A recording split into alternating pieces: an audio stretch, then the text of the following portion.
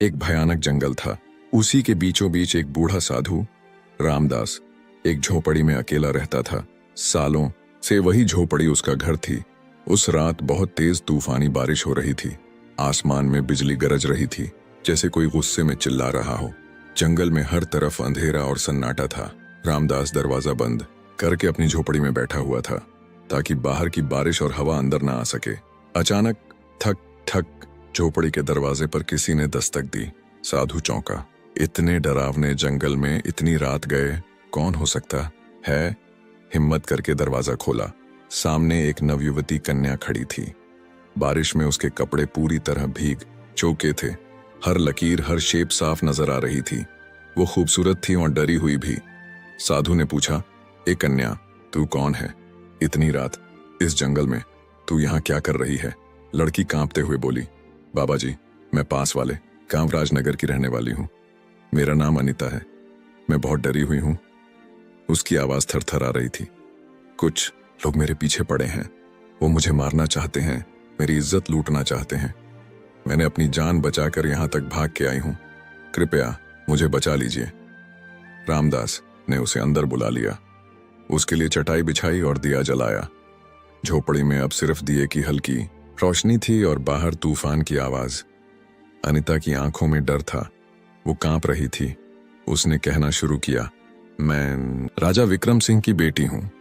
मेरे माता पिता अब इस दुनिया में नहीं हैं। उनके जाने के बाद लोगों की नजर मेरी खूबसूरती पर टिक गई। वो मुझे छूना चाहते हैं, मेरा शरीर अपवित्र करना चाहते हैं। साधु रामदास उसकी बातें चुपचाप सुनता रहा। उसे लग रहा था कि ये लड़की कुछ और भी छुपा रही है। क्या उसका यहां आना सिर्फ इत्तेफाक है? बाहर तूफान बढ़ता जा रहा था। झोपड़ी के अंदर सिर्फ दो लोग थे, एक बूढ़ा साधु और एक जवान कन्या। कुछ देर बाद अनीता बोली, बाबा, मैं बहुत डरी हुई हूं। क्या आज की रात आप मुझे यहां रहने देंगे? रामदास ने उसकी तरफ देखा। उसकी आंखों में मासूमियत और डर दोनों थे। बूढ़े बाबा ने कहा, हाँ बेटी, आज रात तुम यहीं रहो। ये झोपड़ी तुम्हारी भी है। अनीता चटाई पर लेट गई। साधु रामदास उसे देख रहा था।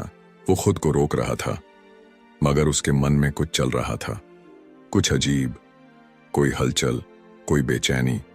सालों से सोए हुए जज्बात आज रात अचानक जाग उठे थे। रामदास के दिल में एक अजीब सी हलचल मची हुई थी।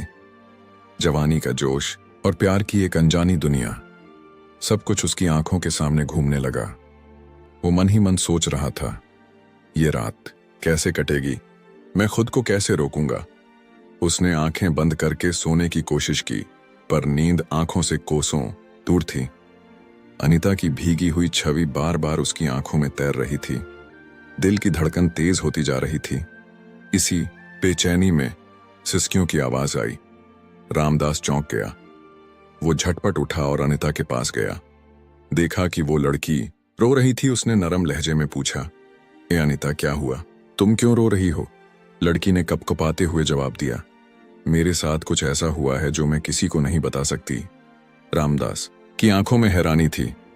ऐसी क्या बात है जो मुझसे भी नहीं कह सकती? कौन सा राज है जो छुपा रही हो? अनीता की आवाज और धीमी हो गई। मैं कोई अच्छी लड़की नहीं हूं बाबा। मैं बहुत प्यास से भरी हूं। मैं भटकी हुई हूं। और फिर उसने वो बात कह दी जिससे रामदास का खून सूख गया। मैं एक आम लड़की नहीं हूं, मैं एक भटकी हुई आत्मा हूं। रामदास का शरीर कांपने लगा। उसके पैरों तले जमीन खिसक गई। आत्मा? ये क्या कह रही हो तुम? मैं कैसे मानूं ये सब? अनीता ने नीचे देखना शुरू किया और फिर धीरे धीरे अपनी कहानी बताई। बहुत समय पहले मैं रानी राधा थी। एक आदमी था अर्जुन। वो मुझसे शादी करना चाहता था, पर मैं उससे प्यार नहीं करती थी। उसने मुझे पाने के लिए काला जादू किया। मैं उसके जाल में फंस गई और वो जबरदस्ती मुझसे शादी कर बैठा, लेकिन मैं कभी उसकी नहीं हुई।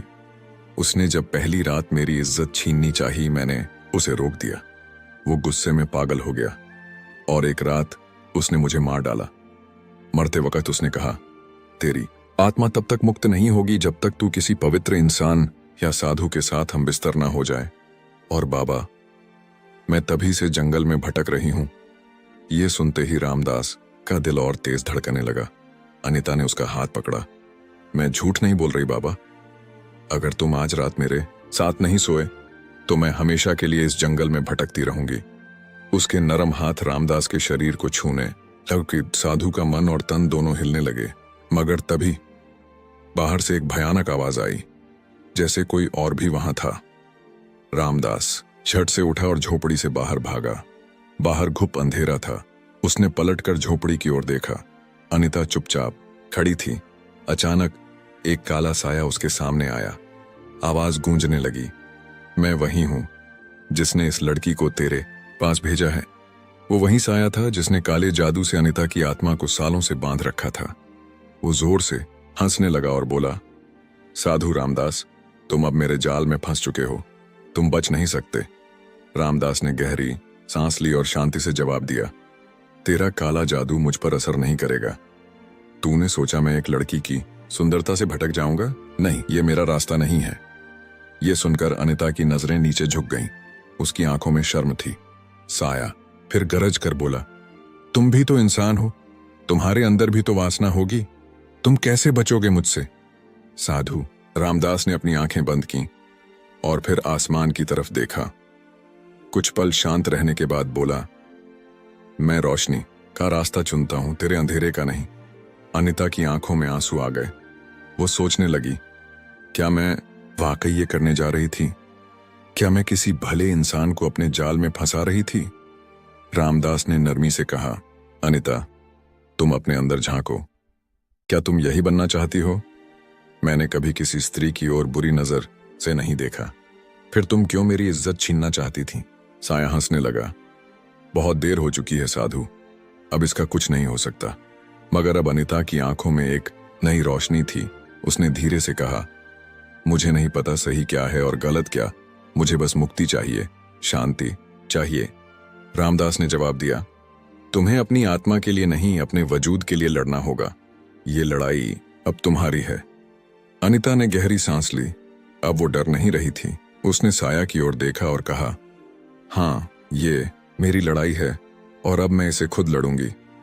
उसने अपनी आंखें बंद की, दोनों हाथ उठाए और साया की तरफ बढ़ी। जैसे ही उसके हाथ साया को छूते हैं, तेज हवाएं चलने लगती हैं, अंधेरा कांपने लगता है, साया तड़पने लगता है, चीखता है। मगर अब अनिता की आत्मा जाग चुकी थी। उसने पूरी शक्ति से साया को मिटा दिया। हर तरफ शांति फैल गई। जब अनिता ने अपनी आंखें खोलीं तो सामने साधु रामदास खड़ा था, शांत, गंभीर। अनिता उसकी तरफ बढ़ी और कहा, मुझसे बहुत बड़ी भूल होने जा रही थी। आपने मुझे रोक दिया, आपने मुझे फिर से इंसान बना दिया। रामदास ने मुस्कुराकर जवाब दिया, अब तुम आजाद हो जाओ और अपनी जिंदगी नए सिरे से शुरू करो। अनिता ने सिर झुकाया, आंखों में आंसू ली और हमेशा के लिए उस जंगल से निकल गई। अब उसकी आत्मा मुक्त थी। वो अंधेरे से रोशनी की ओर बढ़ चुकी थी।